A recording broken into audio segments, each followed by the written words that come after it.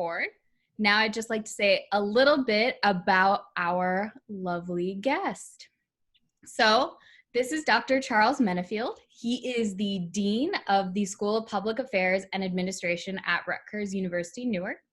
And Menifield came to Rutgers from the University of Missouri-Columbia, where he was Associate Dean for Academic Programs at the Harry S. Truman School of Public Affairs since 2013.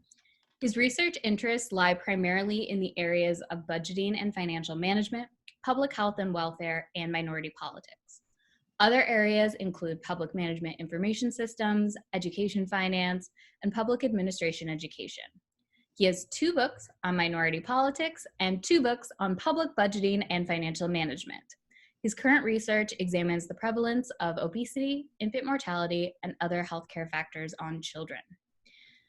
Dr. Menifield has served on the Executive Council of the Network of Schools of Public Policy, Affairs, and Administration as the President of the International Conference on Local Government, and on the editorial boards including Public Administration Review, Journal of Public Budgeting, and many others. He is a former Ronald E. McNair Scholar and a fellow-elect in the National Academy of Public Administration. He has also twice been a visiting scholar at the Congressional Budget Office in Washington, D.C.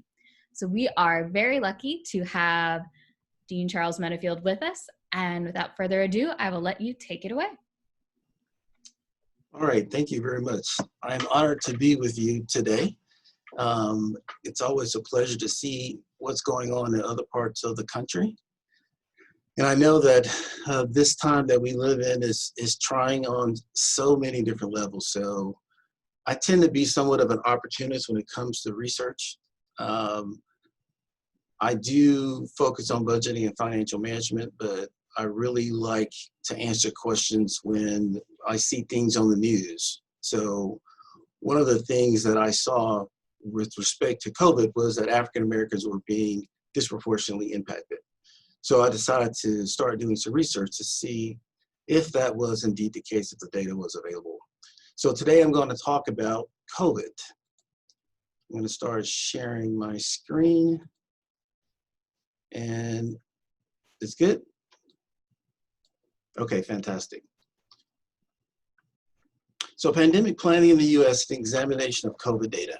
So when I first started looking at this, it was pretty difficult to find data. The only thing I saw was what I saw on the news.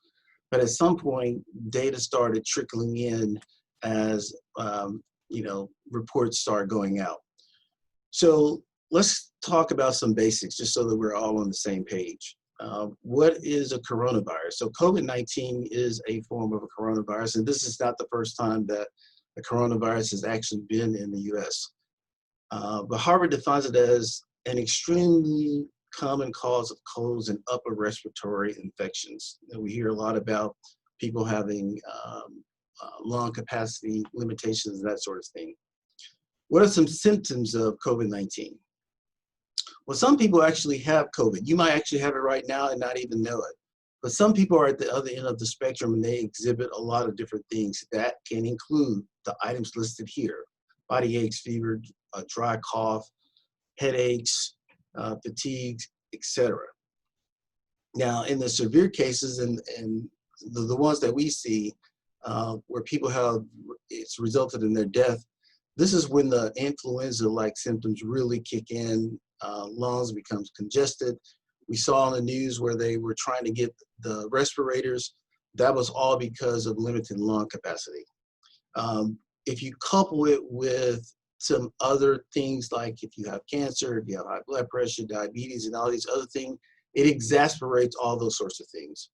Some of the other research that I saw basically said the virus heightens everything. So if you get it and you have some other issues going on, it could be quite disastrous for you. So COVID started, actually, the first case was detected in December, but we really started hearing about it in January of this year. And of course, all of us know that it started in Wuhan, China, and they have pretty much isolated it to one of the farmers markets.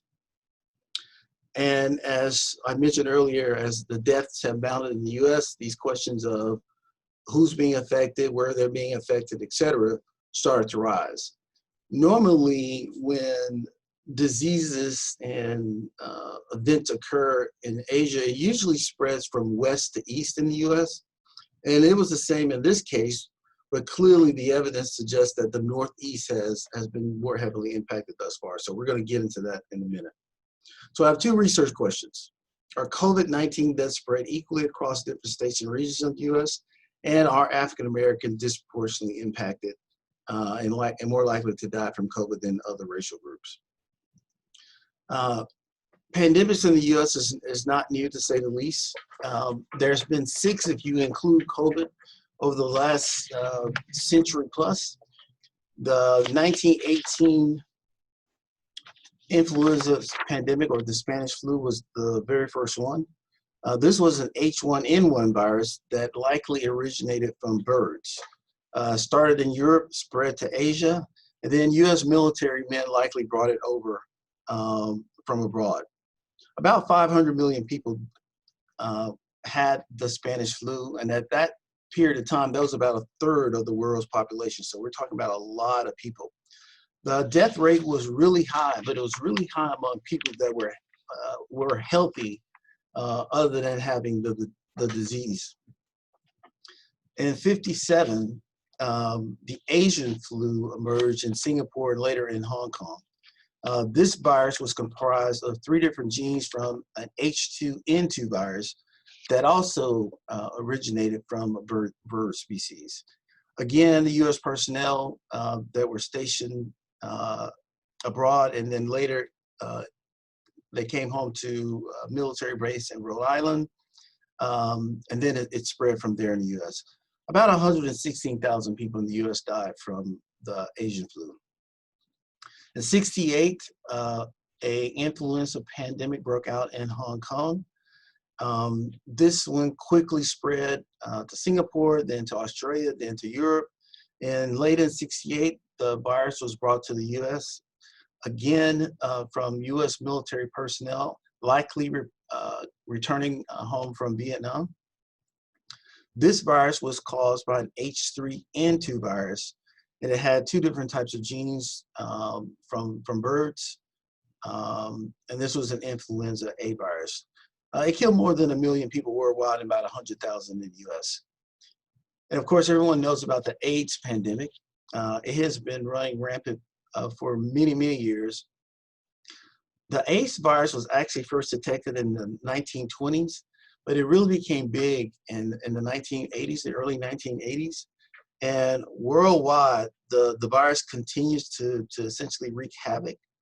About 2/3 of the people living with AIDS today live in sub-Saharan Africa.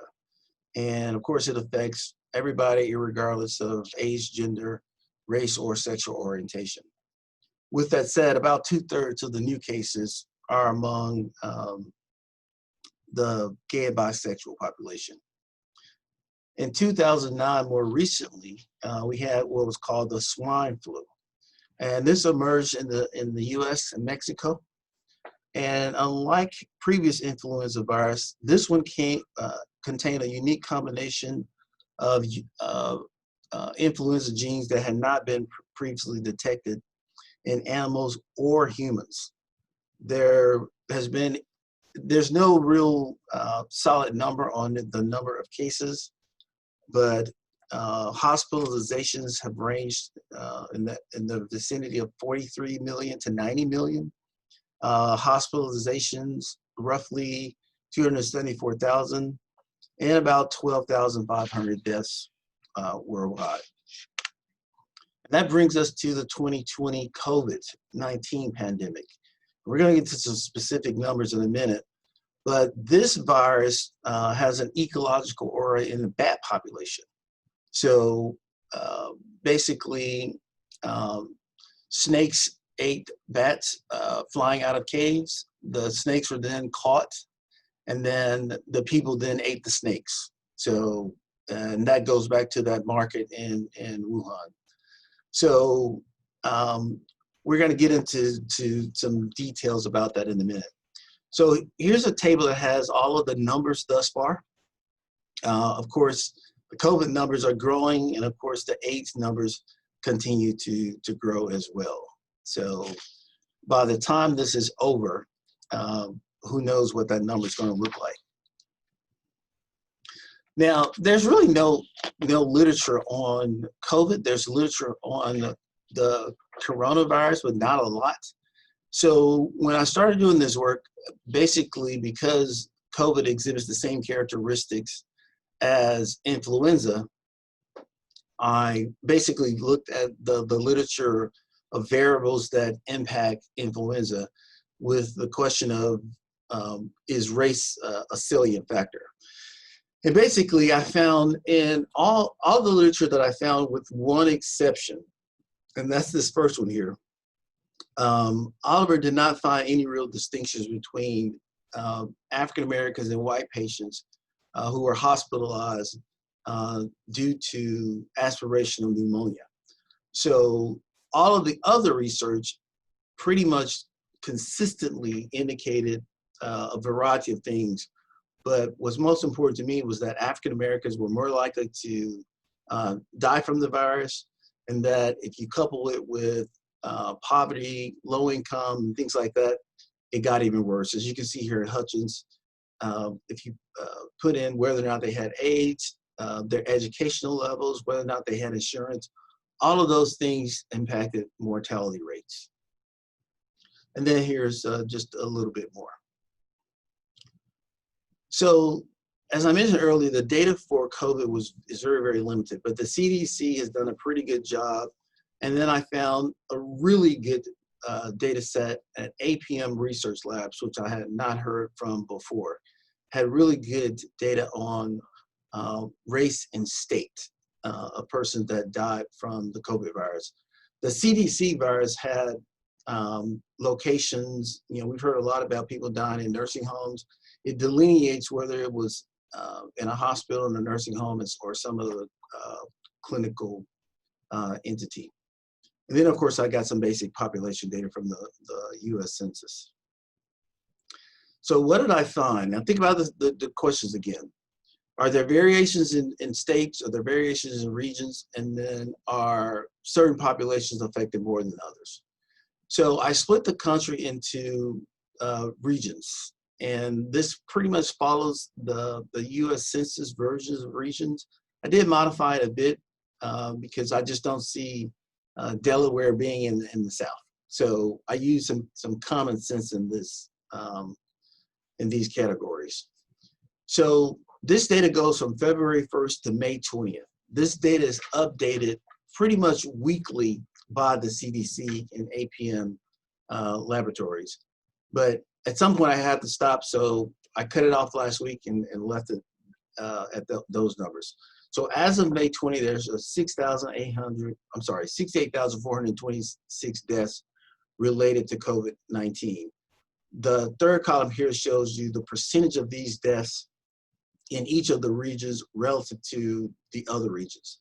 As you can see, 67% of the deaths are in the Northeast, and then the rest are spread accordingly. This last column shows the percentage of the population, the US population, each of those regions. So as you can see here, 23.5% of the US population resides in the Northeast, but they represent 67% of the COVID cases, or COVID deaths in this case. So that's the answer to one of our questions. Yes, there are regional differences, and the Northeast is hit pretty hard. All of the rest of the regions are, as you can see, less than their representation. The Southwest and the West are really underrepresented, if I can use that phrase to represent these deaths. Some states are really, really despair. And everyone in the room knows that New York leads the country. That's about 50%. New Jersey is second, and there's a big difference between, or a big jump between first and second and third on this list. So the first 4 states on this list are in the Northeast, which basically substantiates this number here. So as I mentioned, New York has over half of the cases in the region by itself. Okay. With respect to African Americans, so this is all based on a per 100,000 statistic. So out of 100,000 people, 50.3% of them, or 50.3 persons, are likely to be African American, and you can see the numbers for the rest. So African Americans are almost 2 times more likely to die from COVID when you compare it to the other 3 major racial groups in the U.S. And that's pretty high, to say the least, considering African Americans are the 3rd largest racial group in the United States. And that's a pretty big difference from white to Latino to African American. So when I look at African Americans compared to white deaths by region, I see in the South, for example, the South is 22.5% African American, but they make up 40.8% of the COVID deaths in that region. So they're more than twice, they're dying at twice the rate as they should based on this population statistic. The Midwest, African Americans are 3 times more likely based on their representation in the population. And these latter 3 are fairly close, or at least 2 of them are close to 1-to-1. The West is 1.5. But overall, African Americans are more likely to die. In terms of the US, 2 times the odds that they will die are 2 times higher than the white population. So that's pretty bad for the US in general, but the Midwest is really bad. Why is the Midwest bad? Well, one of the reasons is because Kansas here, African Americans in Kansas, despite representing only 6% of the population, are almost 7 times more likely to die from COVID than the white population. 6 times in Wisconsin, almost 6 times in Missouri. Missouri has 2 large populations of African American in Kansas City and St. Louis. So if you think about that relative to the rest of the state, that number would be even higher in those two locations. And then you can see the remainder. So these are all of the states that are at least where African Americans are at least twice as likely to die. Some of this is pretty startling if you think about it, like in Idaho, for example. 1% of the population of Idaho is African American, but they're still twice as likely to die from COVID than a white person. So if I had everything that I could get my hands on in terms of data, I would want to know all of those things that we just saw in the literature review. I'd want to know, what their income level is, what their educational level is, and all these other sorts of things that would really help me to understand, why this eventuality occurs. So when I put all of this together, what do I come up with? I'm actually going through this a lot faster than I thought that I would. I tend to talk a lot. When I put it all together, a bunch of things come to mind. First, the research findings are not really startling when you think about what the previous research has indicated, what we see on the news, what we read in the papers, what we read on the internet. There's several theories as to why African Americans, or let's put it more broadly, why there are healthcare disparities in the U.S. The research shows a variety of things, and I'm sure some of you are acutely aware of these. A lot of minority groups are predisposed to certain sorts of ailments. I'm just going to give you a few things that the research says relative to this. And some of them are non-health related. The research shows that African Americans and minority groups are less likely to have insurance. Educational levels are lower for minority groups. African Americans are less likely to attend a university.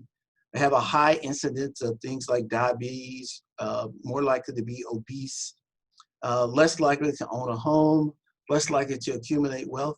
If you put all those things together collectively, every time you put a negative to one of those variables, that means they're more likely to be susceptible to something else. So when you're looking to address something, like a COVID question, it really has to be a more comprehensive look. With respect to, well, two more things. If you also think about, the role of the state and the role of local governments, everyone knows that states are facing huge budget cuts right now. And one provision that we get from the state is healthcare, as well as the federal government. Well, right now, states are having to decide how to fight the COVID variable or pandemic while they address other things. And people fall through the cracks in situations like this. And the evidence would suggest that minorities would be in that group. And then secondly, if you think about healthcare more nationally, during the Obama administration, they passed the ACA or Obamacare. Currently, their actions are being taken to essentially get rid of universal healthcare coverage. If that is the case, that's going to have a tremendous impact on not only fighting COVID, but just the provision of healthcare in general. So with respect to this paper, it's clear that states are being affected differently. I don't really have a solution for that, but one of the things that we know that should come from this is planning. If we know these things ahead of time, I'm not sure what the data looks like with respect. Well, actually I do, because I'm doing another paper that looks at influenza and asks the same sort of questions. If you know that you're predisposed to any particular thing, then you can make budget decisions to essentially prepare for those sorts of eventualities. And then also, because African Americans are overrepresented in this data, and there's I didn't say much about Latinos and Asians. Latinos, Asians, and white in every state look very, very similar. There were some exceptions, but for the most part, there was everybody else, and there's African Americans. In some states, the distance between the two were just unbelievable, to say the least. So I would argue that governments, when they start making decisions, particularly budgetary decisions, they need to think about this thing in a more comprehensive way. Budget decisions are moral decisions, because you make it, government officials, decision makers can move the needle one way or the other through the redistribution of funds. So governments, in my assessment, need to do a couple of things. And I think COVID has really pointed out some deficiencies in our system. One of them is, when pandemics occur, healthcare organizations should be required to collect all of that data that I previously mentioned, with the goal of creating some protocols for future pandemics. Clearly, we have some hotspots. New York City is considered a hotspot. There's a reason why, and if you look at the data, you can figure out. Maybe it's just population density. Maybe New Jersey is the most densely populated state in the country. Maybe that's one of the reasons why we've had so many deaths here. I'm not sure, but we won't find out until we collect the data. And then in general, I think governments need to be more proactive. It's not a requirement that state and local governments have pandemic plans, but FEMA has created a protocol for mitigating disasters, and pandemics really are a disaster. They're crises that have gone awry. So when pandemics occur, governments need to know every entity in their locality that provides whatever services. There's communication issues, there's healthcare issues.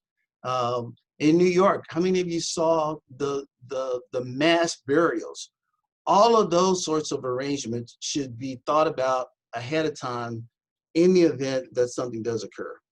And then the last piece is the equity implication. And that goes back to, things I said earlier. Public policy needs to create safety nets for people. If you think about it, who's more likely to lose their house, lose their job? The research shows that African Americans and other minorities are more likely to be in the service industry. And those things aren't functioning right now. And if you're renting an apartment, if you own a home, the landlord can't force you out, at least in New Jersey right now, but they eventually can, and they want their money. So, minority groups don't have huge savings. I pointed out earlier that, the wealth level is very, very low. In New Jersey, it's something like 200% less than the white population in terms of wealth. So that's where I am right now. I think I'm about done with this paper. I try not to let my personal feelings, rise to the top, but I think I feel pretty good about where I am right now. So I am open to questions, Megan. That would conclude my presentation.